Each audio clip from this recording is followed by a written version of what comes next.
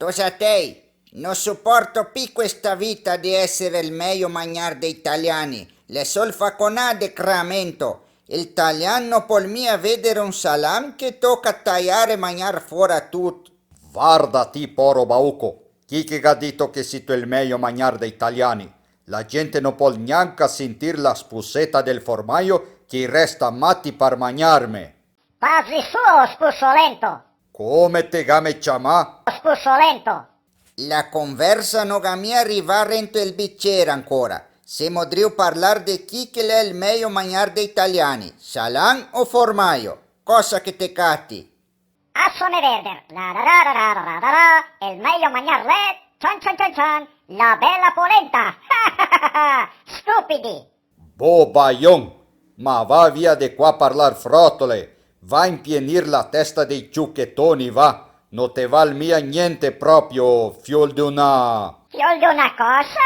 Ti voleva dire fiol di una ua, no? Sì, al manco la mia mamma è una ua e la tua è una vacca tetuda.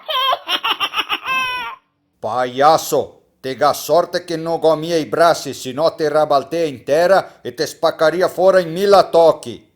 Ascoltami qua, Vin. Parla, oh, fiol di un porco! Ti piace chiamare altri despussolenti e non so cosa, ma ti sa come italiani fa il vin? Istrucca la ua coi piedi. Coi piedi! Chi che è il spusson adesso? Sull'esento! Il salam l'hai fatto di cosa? Della carne del porco insemenio. Ecco, della carne del porco. Tocca masnar la carne e dopo metti la carne in dove?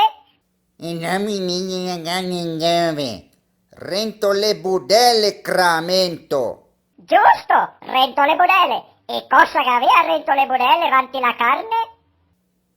Cosa gavea? Gavea? Gavea?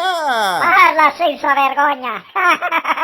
Gavea merda, porco cane!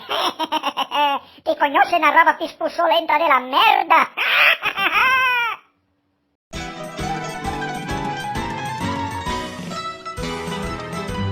Dio che fan!